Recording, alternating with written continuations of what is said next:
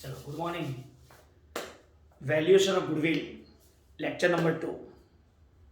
वह गुडविल की वैल्यूएशन के लिए सब जो टोटल 5 मेथड है, वो मेथड्स की पूरी फॉर्मूला स्टेप्स के साथ मैंने यहाँ पर लिखी है, और ये लेक्चर पूरा वो स्टेप्स में जाएगा, और नेक्स्ट लेक्चर से हम एग्जाम्पल स्टार्ट करेंगे। बराबर। चलो, almost you have learn this all in 12th standard, right? Valuation of goodwill, first method is average profit method, यानी simple average method. Why it is called simple? Because here weights are not use. Weights यानी 1 2 3 4 5 ऐसे weight use करते हैं, जो इसमें use नहीं करते। That's why it is called simple average method. Simple average method में सिर्फ 2 स्टेप है गुडविल के वैल्यूएशन के लिए। First of all, step 1, average profit. How to calculate average profit? तो जितने साल का प्रॉफिट्स दिया है वो प्रॉफिट का टोटल करो। अगर कोई साल का लॉस दिया है तो लॉस माइनस कर दो टोटल में से, divide by number of years. जितने साल दिए हैं वो नंबर ऑफ ईयर्स डिवाइड कर दो, एवरेज मिल गया। अब second step, value of goodwill. Goodwill की वैल्यू, तो जो एवरेज प्रॉफिट आया into number of years purchase. भले प्रॉफिट आपको 5 साल का दिया है, but you have purchase for 3 years only, so number of years purchase only 3, यानी value of goodwill is equal to average profit into number of years purchase. Step 1, method 1 complete. अगर company के जो profits दिए हैं 5 साल 3 साल जो भी हो, अगर प्रॉफिट इज कंटिन्यूअसली इंक्रीजिंग और continuously decreasing, then we have to use weights. तो आपको वेट यूज करना है, और वो मेथड का नाम हो जाएगा not simple average but weighted average profit method. That is weighted average profit method. अब इसमें 3 स्टेप है। Step 1, weighted profit. Weighted profit कैसे फाइंड करना? तो जितने साल का प्रॉफिट दिया है इनटू वेट, फर्स्ट ईयर का वेट 1, सेकंड ईयर का 2 3 4 5, profit into weight, profit into weight, profit into weight, profit into weight, यानी वेटेड प्रॉफिट मिल गया। मान लो 5 साल का। अब वेटेड एवरेज प्रॉफिट, तो जो वेटेड प्रॉफिट हमने फाइंड किया 5 साल का, उसका टोटल, यानी total weighted profit divided by weights जो थे 1 2 3 4 5, बराबर, उसका टोटल मान लो 15। तो total weighted profit divide by total weight, total weighted profit divide by total weight, यानी weighted average profit. Now value of goodwill, weighted average profit जो आया अभी वो into number of years purchase. Second method is over. वैसे तो एक ही method है, नाम अलग लिख सकते हो। Super profit method. Super profit means what you have actually received which is in excess of expected, यानी आपने एक्सपेक्टेशन से ज्यादा अचीव किया है, means your performance is very good, super. That's why it is called super profit method. It is also called access profit method. उसमें 5 step है, और ये स्टेप पर बाकी की सारी मेथड्स डिपेंडेंट है, और एग्जाम में भी ये मेथड ज्यादा पॉपुलर है, ज्यादा पूछते हैं। चलो, उसमें step number 1, average profit, average future profit method, यानी AFMP शॉर्ट में बोल सकते हो आप। यानी कि आपको पास्ट ईयर्स का प्रॉफिट दिया है, और उसमें बोला है कि भाई इतना प्रॉफिट, ये प्रॉफिट जो कैलकुलेट किया है उसमें ये एक्सपेंस ऐड किया है, ये इनकम ऐड की है, तो उसमें से काफ़ी इनकम और एक्सपेंस ऐसे हो गए जो बिजनेस रिलेटेड नहीं हो गए, तो वो आपको रिवर्स कर देना है उसकी इफेक्ट। यानी प्रॉफिट गिवन, उसमें से माइनस करना है नॉन ऑपरेटिंग इनकम, जो बिजनेस की इनकम नहीं है वो माइनस कर दो, और प्लस नॉन ऑपरेटिंग एक्सपेंस, वो इसमें प्लस कर दो। वो क्यों प्लस? तो आपने प्रॉफिट फाइंड करते समय माइनस किया था, लेकिन वो बिजनेस रिलेटेड एक्सपेंस नहीं है, तो माइनस क्यों किया? वापस ऐड कर दो। तो ये जो प्रॉफिट मिलेगा हमें, फ्यूचर मेंटेनेबल प्रॉफिट, और उसको नंबर ऑफ ईयर से डिवाइड कर दो, तो एवरेज फ्यूचर मेंटेनेबल प्रॉफिट, तो एवरेज हो गया word AFMP। Second step, average capital employed. पहले तो कैपिटल एम्प्लॉयड यानी आपकी जितनी एसेट्स है उसमें से लायबिलिटीज माइनस करो, तो कैपिटल आ गई आपकी।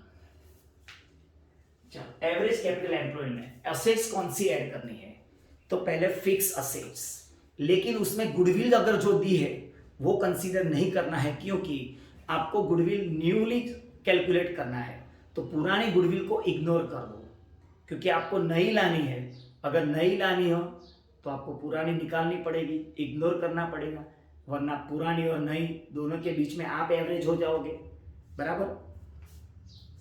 चलो fix assets excluding given goodwill plus investment. Investment दो तरह के होते हैं, बिजनेस रिलेटेड इन्वेस्टमेंट और नॉन बिजनेस इन्वेस्टमेंट, यानी non operating non trade investment.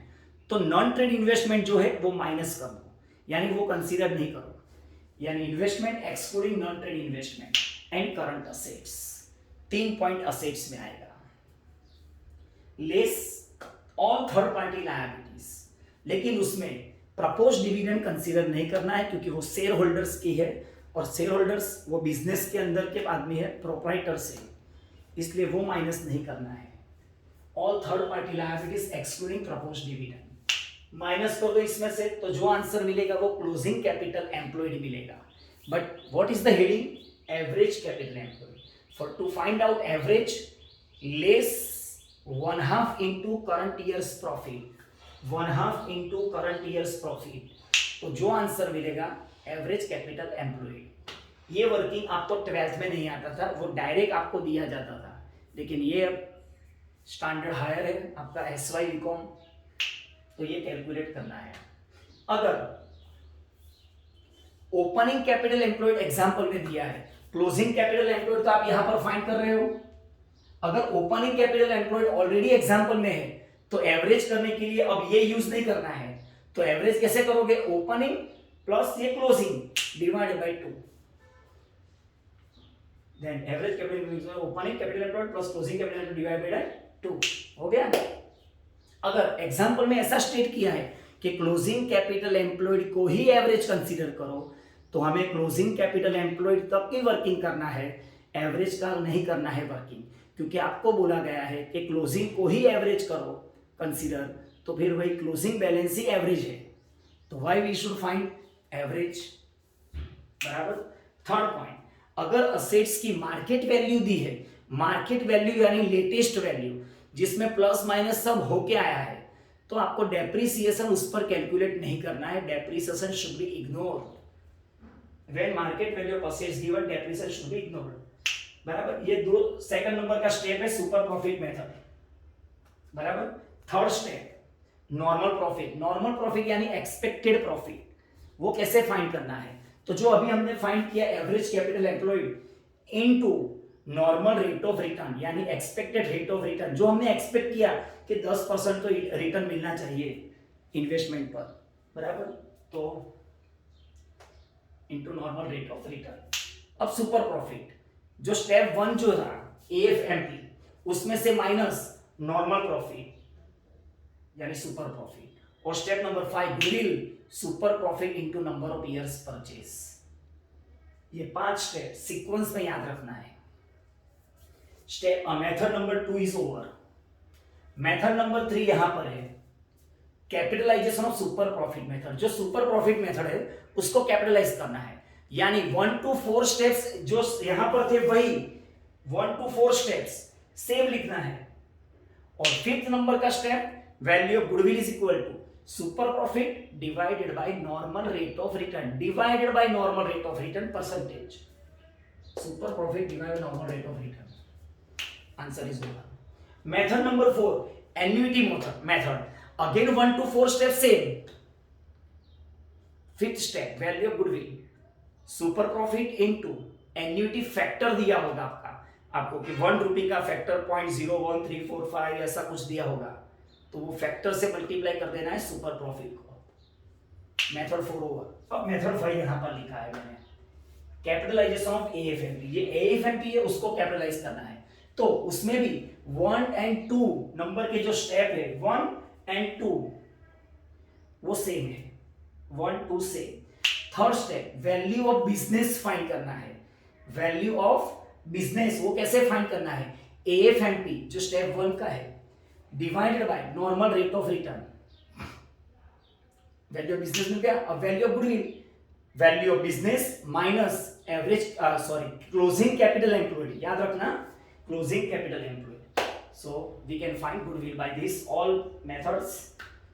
In example you have to see which method is asked. बराबर, चलो तो ये लेक्चर मेथड्स के कंप्लीट हो गए। पहले बुक्स में लिख देना, वीडियो देखना, उसके बाद एग्जांपल स्टार्ट करना।